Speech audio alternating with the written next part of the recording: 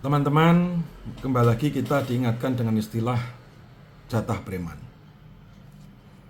Jatah preman ini muncul setelah KPK melakukan OTT kepada Gubernur Riau yang berinisial AW, tapi bukan Awut.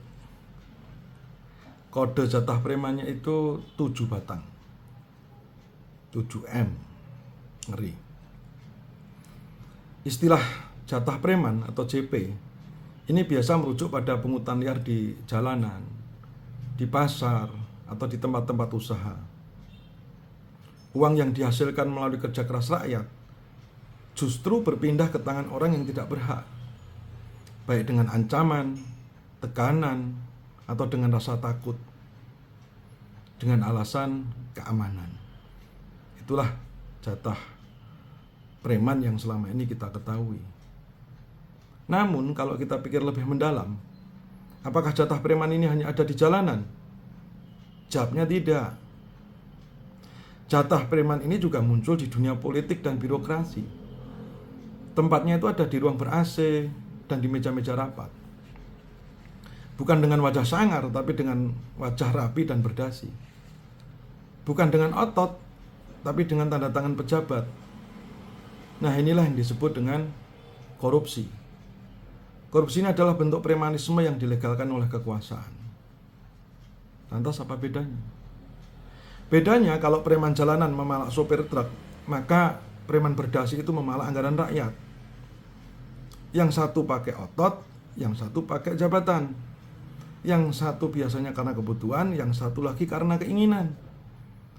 Yang satu motifnya biasanya perut, yang satu lagi motifnya pembiayaan politik. Tapi akibat yang ditimbulkan itu sama, yakni rakyat yang dirugikan. Secara hukum ini jelas salah.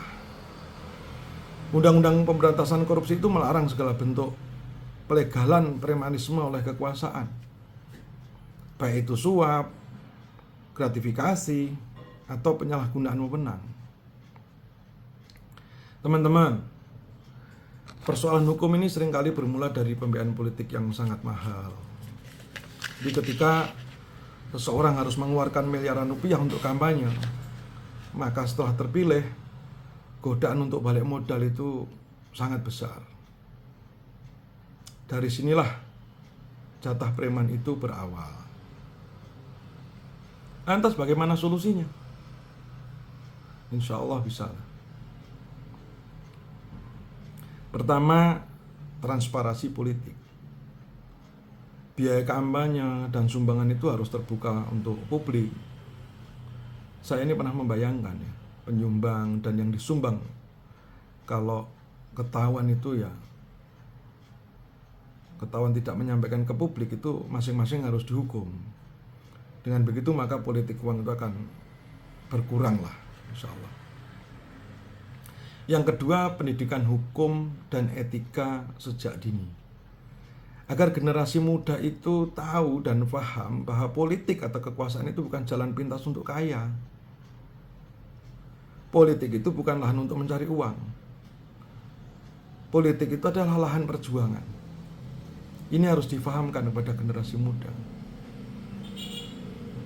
Yang ketiga, ini peran masyarakat sangat dibutuhkan, yakni partisipasi rakyat. Jadilah kita ini pemilih yang cerdas. Jangan kita pilih calon karena uang atau janji kosong. Pilihlah karena integritasnya, pilih karena dedikasinya, dan lihatlah track recordnya sebelum ia mencalonkan diri menjadi pejabat yang akan mewakili kita. Teman-teman, kalau di jalan kita berani menolak preman yang memalak, maka di dunia politik dan pemerintahan pun kita harus berani menolak premanisme berseragam kekuasaan. Agar jatah preman yang merugikan kita ini tidak terjadi lagi. Sebab bangsa ini hanya akan maju jika keadilan berdiri di atas hukum, bukan di bawah meja. Terima kasih.